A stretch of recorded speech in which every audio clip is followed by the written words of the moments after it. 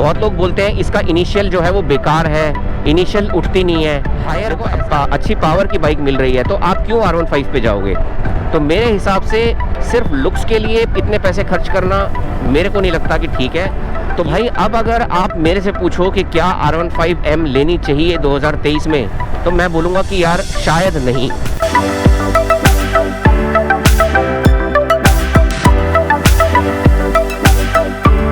स्वागत है सबका एक और नए वीडियो में। और आज एक छोटा सा वीडियो मैं बना रहा हूँ क्योंकि कुछ लोगों के कमेंट्स आ रहे थे कि यार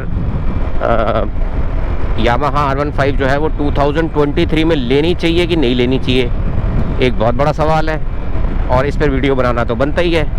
बहुत सारे लोगों ने वैसे वीडियो बना रखी है, लेकिन मैं अपना ओपिनियन आपको बताऊंगा क्योंकि मैं अभी करंटली जो है इस बाइक को B4 को ओन कर रहा हूँ। मेरे को 2 साल होने वाले हैं, अक्टूबर में 2 साल हो जाएंगे। 2021 अक्टूबर में मैंने ये बाइक ली थी और सितंबर 21 को ये बाइक लॉन्च हुई थी।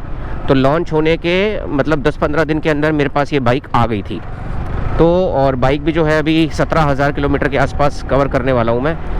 तो मैंने जब ये बाइक ली थी तो इसका क्या प्राइस था, क्या देख के ली थी, और आज जो बाइक आ रही है R15 V4 वो लेने लायक है कि नहीं है इस प्राइस पॉइंट पे। देखो लेने लायक तो खैर नहीं बोलूँगा मैं, क्योंकि बाइक बहुत अमेजिंग बाइक है। और इस मतलब एक 150 सीसी कैटेगरी में अगर मैं देखा जाए तो मैंने इसके बहुत सारी वीडियोस बनाई हुई हैं। अगर आप चैनल पे नए हैं तो मेरी जाके वो वाली वीडियोस आप ज़रूर देखिएगा।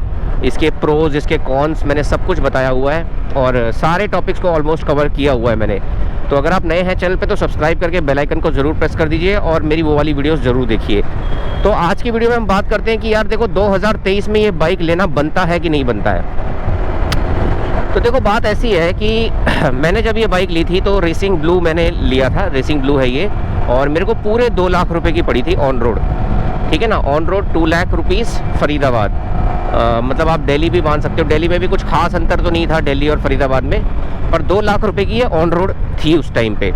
और जो डार्क नाइट था और मेटालिक रेड था वो इससे थोड़ा कम था, मतलब 1,95,000 के आसपास उसका प्राइस था। और जो R15M थी वो 2,08,000 रुपये की थी, मतलब इससे 8,000 रुपये वो महंगी थी। तो मैंने क्यों ली ये बाइक? एक तो मुझे रेसिंग ब्लू पहले से लेना था, रेसिंग ब्लू ही मैंने सोच रखा था। दूसरा इसमें क्विक शिफ्टर भी था। अच्छा R15M क्यों नहीं ली? अब R15M और इसमें मैंने कंपेयर किया तो मुझे कुछ भी खास फ़र्क नज़र नहीं आया सिवाय कलर के। एक तो उसमें डुअल कलर था और उसमें बस उस टाइम की बात बता रहा हूँ मैं, अभी की बात नहीं बता रहा। अभी वाले पे हम आएंगे, 2023 में क्या आ रहा है उस पर हम अभी आएंगे। तो उस टाइम पे क्या था कि R15M में बस वो एक लोगो था, यहाँ पे 3D लोगो, और सीट में जो है वो कार्बन फाइबर जैसा एक टेक्सचर दे रखा था, और कलर जो है वो वही था जो अभी आ रहा है। तो कलर के लिए तो वैसे भी मैं श्योर था कि मुझे रेसिंग ब्लू लेनी है। और रही बात क्विक शिफ्टर की, तो मुझे रेसिंग ब्लू में क्विक शिफ्टर भी मिल रहा था बिना पैसे दिए, मतलब इसमें स्टैंडर्ड आ रहा था।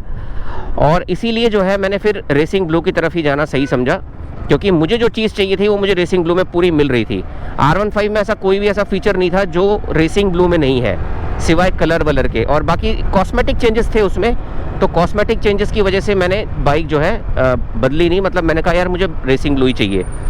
अब उस टाइम पे तो चलो ये हुआ, और उससे पहले जो वर्जन 3 आती थी वो ऑन रोड 1,90,000 या 1,85,000 की थी वर्जन 3, मतलब V4 के लॉन्च होने से पहले की बात बता रहा हूँ। तो 10,000 रुपये, मोटा मोटा 10-15 हज़ार रुपये जो है V4 महंगी थी उस टाइम पे जब ये लॉन्च हुई थी। तो हमने ले ली बाइक। लेकिन अब मैं देख रहा हूँ कि प्राइस जो है ना वो, अगर मैं बात करूँ R15M की जिसमें अब कलर TFT आ रहा है, उसका ऑन रोड प्राइस पता है कितना है? 2,30,000 रुपये, 2,29,000 समथिंग रुपीज़ है। मतलब क्लोज टू 2,30,000 ही हम बोलेंगे। तो 2,30,000 रुपये की तो ये बाइक है। अच्छा उसमें चेंज क्या है? उसमें चेंज एक तो आपका कलर डिस्प्ले आ गया, ठीक है, और उसके बाद वही उसका कलर जो है क्या बोलते हैं, मतलब 3D लोगो वगैरह, वो जो चेंजेस पहले थे वही उसमें अब है, वही चीज़ें अब है, मतलब क्विक शिफ्टर वगैरह। और उसमें जो है एक चीज़ और भी है, मैं भूल रहा हूँ उस चीज़ को, लेकिन वो कुछ इतना, मतलब उसके लिए ऐसा नहीं है कि हम 30,000 रुपये खर्च करेंगे। तो ये तो है R15M का ऑन रोड प्राइस। और अगर मैं रेसिंग ब्लू की बात करूं तो रेसिंग ब्लू अब आ रही है ऑन रोड 2,20,000 रुपये या 2,22,000 रुपये। ये मैं दिल्ली का बता रहा हूँ, बाकी आपकी सिटीज़ में ऑब्वियसली इससे थोड़ा महंगा ही होगा, जहाँ तक मुझे लगता है इससे कम तो होगा नहीं, ठीक है। और जो बाकी डार्क नाइट एडिशन है और जो मेटेलिक रेड है वो आ रहा है 2,15,000 रुपये या 2,18,000 रुपये, ऐसा कुछ प्राइस है इनका। तो भाई अब अगर आप मेरे से पूछो कि क्या R15M लेनी चाहिए 2023 में, तो मैं बोलूँगा कि यार शायद नहीं। अब देखो, इसमें ऑफेंड मत हो जाना कि भाई मैं ऐसा क्यों कह रहा हूँ। इसका मतलब ये नहीं है कि बाइक में कमी है या फिर मतलब बाइक अच्छी नहीं है, ऐसा कुछ भी नहीं है। बाइक बहुत अमेजिंग बाइक है, 150cc कैटेगरी में मतलब मुझे नहीं लगता इससे अच्छी बाइक आपको मिलेगी। बहुत लोग बोलते हैं इसका इनिशियल जो है वो बेकार है, इनिशियल उठती नहीं है। देखो ऐसा है, अगर आप इसका कंपैरिजन किसी 150cc बाइक से करोगे ना, तो इसका इनिशियल उन सब 150cc से ज़्यादा ही मिलेगा आपको, कहीं कम नहीं है इसका इनिशियल। लेकिन अगर आप इस बाइक को कंपेयर करोगे 200cc से, अगर आप इस बाइक को कंपेयर करोगे 300cc से, तो आपको इसका इनिशियल कम मिलेगा 100%। वो बात अलग है कि टॉप स्पीड में आगे निकल जाएगी, लेकिन खैर हम अभी इनिशियल की बात कर रहे हैं, तो इनिशियल आपको इसका वीक लगेगा। लेकिन 150cc कैटेगरी के साथ कंपेयर करोगे तो आपको इसका इनिशियल कहीं से वीक नहीं लगेगा। तो बाइक बहुत अमेजिंग है, बाइक में कोई प्रॉब्लम नहीं है। USD फोक्स बाइक कंपनी ने दे रखे हैं, तो स्टेबिलिटी भी बहुत अच्छी है। लेकिन देखो ऐसा है कि 2 लाख से ऊपर इस बाइक पे खर्च करना मेरे को थोड़ा सा ठीक इसलिए नहीं लगता, क्योंकि यार देखो 2 लाख से ऊपर ना आपके पास और भी ऑप्शंस आ जाते हैं। अभी वो क्या ऑप्शन आते हैं उस पर मैं बात करूँगा, क्योंकि जब आप 2 लाख से ऊपर, अब देखो इस बाइक का प्राइस एक तो इसलिए भी महंगा है क्योंकि इसकी डिमांड है, इसकी फ़ैन फॉलोइंग है ना। मतलब जब डिमांड में होती है तो चीज़ ऑटोमेटिकली कंपनी भी फिर उसका फ़ायदा उठाती ही है, वो उसको ओवर प्राइस करती ही है, तो ये भी एक चीज़ है। लेकिन 2 लाख से ऊपर अगर आप पे कर रहे हो तो आपको देखना पड़ेगा कि यार आप किस चीज़ के पे कर रहे हो। सबसे पहले तो मैं बात करूँ अगर क्विक शिफ्टर की, तो क्विक शिफ्टर की एज सच कोई ज़रूरत नहीं है। हाँ, अच्छा फीचर है, काम आता है, लेकिन ऐसा नहीं है कि उसके बिना जो है आप नहीं चला सकते, या फिर उसकी बहुत ज़रूरत है सिटीज़ में और हाईवेज़ में। मोस्टली ट्रैक्स में उसका यूज़ होता है। मैं भी सिटीज़ में जब चला रहा होता हूँ तो मैं कभी क्विक शिफ्टर इतना यूज़ नहीं करता हूँ, ठीक है। तो कंपनी ने दिया है, ठीक है, लेकिन अगर आप सोचो कि यार R15M लेनी है क्योंकि उसमें क्विक शिफ्टर है, तो ये एक बहुत ही गलत डिसीजन होगा। सिर्फ क्विक शिफ्टर के लिए आप 25-30 हज़ार रुपये ज़्यादा दे रहे हो, ये ठीक नहीं है। कलर डिस्प्ले की अगर बात करूँ तो वो तो कंपनी ने अब दे दिया है कलर डिस्प्ले, इसलिए उन्होंने प्राइस और भी महंगे कर दिए हैं। तो ये सब कॉस्मेटिक चेंजेस की वजह से जो है आपको, मुझे नहीं लगता 2,30,000 रुपये खर्च करने चाहिए। आपको पैसे खर्च करने चाहिए मेन उसके इंजन के लिए। इंजन फिर मैं बोलूँगा कि हाँ, इसका एक बहुत ही सक्सेसफुल और बहुत ही मतलब one of the best engines में से मैं मानता हूँ इसके इंजन को। लेकिन 150cc का ही इंजन है सिर्फ, चाहे आप R15M लो, चाहे आप डार्क नाइट लो, चाहे आप रेसिंग ब्लू लो, या चाहे आप जो नई वाले कलर्स में V4 आ रही है वो लो, इंजन आपको सब में एक सा ही मिलेगा। तो फिर आप क्यों इतने पैसे दोगे यार, आप क्यों इतने पैसे खर्च करोगे? आप खुद सोच के देखो ना, जब आपको उसी प्राइस में एक हायर सीसी की बाइक मिल रही है, हायर अच्छी पावर की बाइक मिल रही है, तो आप क्यों R15 पे जाओगे? तो मेरे हिसाब से सिर्फ लुक्स के लिए इतने पैसे खर्च करना मेरे को नहीं लगता कि ठीक है। ये बाइक जो है वो 2 लाख तक, या अगर मैं कहूँ आपका फिर भी मन है बहुत ज़्यादा कि यार मुझे लेनी ही है ये, तो फिर मैं बोलूँगा आप डार्क नाइट एडिशन, या फिर आप जो है मेरे ख्याल से डार्क नाइट तो बंद ही कर दिया इन्होंने, डार्क नाइट तो शायद बंद ही कर दिया है। डार्क नाइट या फिर मेटालिक रेड जो है, मेटालिक रेड भी आप कंसीडर कर सकते हो। मतलब 2,15,000 तक ठीक है बाइक, मतलब वो भी मैं बोलूँगा कि मतलब एक बहुत मुश्किल से बोलना पड़ रहा है कि ठीक है 2,15,000 तक, लेकिन 2,15,000 से ना ऊपर एक भी रुपया ना, मतलब मेरे को नहीं लगता इस पर खर्च करना चाहिए।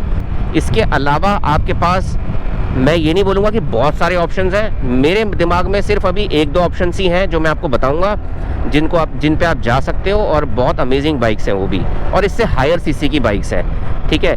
तो मेरा तो पर्सनल ओपिनियन ये है, ऑफेंड मत हो जाना, मैं इस बाइक को ओन करता हूँ, 2 साल होने वाले हैं और बहुत खुश हूँ इस बाइक से। मैंने जब ली थी तो मैंने 2 लाख रुपए की ली थी, इसलिए मुझे कोई रिग्रेट नहीं है। लेकिन हाँ, मुझे अगर आज ये बाइक लेनी होती तो शायद मैं इस बाइक को नहीं लेता इस प्राइस पे। तो मेटालिक रेड आप कंसिडर कर सकते हो, क्योंकि देखो अब इंजन उसमें भी आपको 155cc का ही मिल रहा है, लिक्विड कूल 4 वाल्व SOHC, मतलब सारे वो जो फीचर्स हैं, स्लीपर क्लच हो गया, सब कुछ आपको मिल रहा है एक मतलब मेटालिक रेड में भी। इंजन विंजन सब कुछ सेम है, ट्रैक्शन कंट्रोल सब कुछ मिलेगा आपको उसमें। तो मेरे हिसाब से अगर आप लेना चाहते हो तो आप उसको कंसिडर कर सकते हो।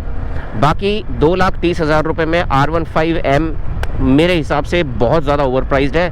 इसके बदले में अगर आप मेरे से पूछो तो मेरे दिमाग में भी 2 बाइक्स आ रही है। पहली तो अगर आपको फेड बाइक ही लेनी है तो भाई जिक्सर SF 250 वो आप कंसिडर कर सकते हो। 2,30,000 या 2,35,000 में आपके पड़ेगी, और वो 250 सीसी बाइक है। 250 सीसी बाइक है, इससे ज़्यादा पावरफुल है, इससे ज़्यादा पावरफुल बाइक है और इससे ज़्यादा टॉप स्पीड है उसकी। हाँ, मैं मानता हूँ कि उसमें लिक्विड कूलिंग आपको नहीं मिलेगी, लेकिन सुजुकी का इंजन है तो आपको शायद लिक्विड कूलिंग की उतनी मतलब कमी महसूस भी नहीं होगी। तो जैपनीज़ इंजन है, आप उसके साथ जा सकते हो। लेकिन बस एक ही चीज़ है सुजुकी के साथ जो मैंने सुनी है, वो है उसका जो सर्विस सेंटर का जो एक्सपीरियंस है लोगों का, वो उतना अच्छा नहीं है। मतलब एक तो सर्विस सेंटर्स कम है, दूसरा सर्विस सेंटर का एक्सपीरियंस जो है वो लोगों का उतना अच्छा नहीं है। अगर आप अपने एरिया में सुजुकी के सर्विस सेंटर पे विजिट करके एक बार आप देखो, अगर आपको लगता है कि हाँ सही है, तो आप इस बाइक के साथ 100% जा सकते हो। बहुत ही बढ़िया बाइक है। दूसरी बाइक जो मेरे दिमाग में है वो है होंडा की CB300F। और मैं आपको बताऊं, ये बाइक मुझे बहुत पसंद आई जब मैंने इसके रिव्यूज़ वगैरह देखे, और ये सिर्फ बिग विंग्स पे ही आपको मिलेगी। नॉर्मल होंडा के शोरूम्स पे आपको ये बाइक नहीं मिलेगी। होंडा CB300F जो कि एक 300 सीसी की बाइक है, और अभी फ़िलहाल इस पे जो है 50 से 60 हज़ार रुपये का डिस्काउंट किया गया है। लेकिन वो डिस्काउंट अभी करंट में है कि नहीं मुझे नहीं पता, लेकिन 50 से 60 हज़ार रुपये इस बाइक पे कम किए गए थे। उसके बाद इसका जो ऑन रोड प्राइस आ रहा था वो 2,10,000 के आसपास आ रहा था। 2 लाख या 2,10,000 के आसपास पहुंच गया था, जो कि एक बहुत ही मतलब अमेजिंग डील है एक 300 सीसी की बाइक के लिए। आपको उसमें स्लीपर क्लच भी मिलेगा, आपको 4 वैल्व इंजन है, मतलब आपको सब चीज़ें मिलेंगी। हाँ, लिक्विड कूलिंग उसमें भी नहीं है, लेकिन क्योंकि होंडा का इंजन है तो आपको वो चीज़ भी की कमी जो है उसमें भी महसूस नहीं होने वाली। और 300F तो नो डाउट इससे बहुत ज़्यादा पावरफुल भी है, इससे ज़्यादा उसकी टॉप स्पीड भी है। तो मैं यही बोलना चाहूँगा मतलब टॉप स्पीड है कि नहीं है वो तो मुझे देखना पड़ेगा, लेकिन हाँ इससे ज़्यादा इनिशियल उसका बहुत तगड़ा है, और मतलब एक अपराइट पोजीशन वाली बाइक है, वो फेड बाइक नहीं है। तो अगर आप लेना चाहो तो वो बाइक भी आप कंसिडर कर सकते हो। और बाकी देखो, ऐसा है कि मैं बजाज पे जाना नहीं चाहता हूँ, क्योंकि बजाज पर्सनली मैं पसंद नहीं करता यार, ठीक है, no offence to Bajaj lovers, लेकिन मेरे पास 220 थी, मैंने 4-5 साल चलाई भी है, और मेरा एक्सपीरियंस बजाज के साथ कुछ खास नहीं है। तो इसलिए बजाज, TVS भी मैंने ओन की थी, TVS अपाचे मेरे पास थी। तो इन सब बाइक्स पे मैं जाना ही नहीं चाहूँगा, मैं कुछ रिकमेंड ही नहीं करना चाहूँगा। TVS फिर भी एक बार को मैं कहूँगा कि आप देख सकते हो, TVS की 1-2 बाइक्स है, RR 310, लेकिन वो इस प्राइस पॉइंट से पे आपको नहीं मिलने वाली, वो महंगी है इससे। और एक TVS रॉनिन है जो आप चेकआउट कर सकते हो। लेकिन मेरा जो ओपिनियन है वो यही है कि आप होंडा की ये वाली बाइक और सुजुकी की जो SF 350 है, सॉरी GSX, हाँ SF 250, वो आप कंसिडर करो। एक बार उसकी टेस्ट ड्राइव लेके आओ, आपको अच्छी लगेगी। लेकिन अगर आपको यामाहा के साथ ही जाना है तो फिर मैं आपको एक ही रिकमेंडेशन दे सकता हूँ कि आप फिर यामाहा R15 ना लेके आप MT-15 ले सकते हो, क्योंकि MT-15 का जो प्राइस है ना वो 2 लाख रुपए ही है शायद। ऑन रोड आपको 2 लाख में पड़ेगी। उसमें आपको USD फोक्स मिल रहे हैं। इंजन आपको पता ही है, सब कुछ सेम है इंजन। हाँ, टॉप स्पीड उसकी थोड़ी सी कम है, इनिशियल अच्छा है। तो MT-15 आप कंसिडर कर सकते हो अगर आपको इसी इंजन के साथ जाना है तो ये तो मेरा ओपिनियन है यार। बाकी आप कमेंट सेक्शन में ज़रूर बताइए कि वीडियो आपको कैसी लगी, या मेरा ओपिनियन आपको कैसा लगा।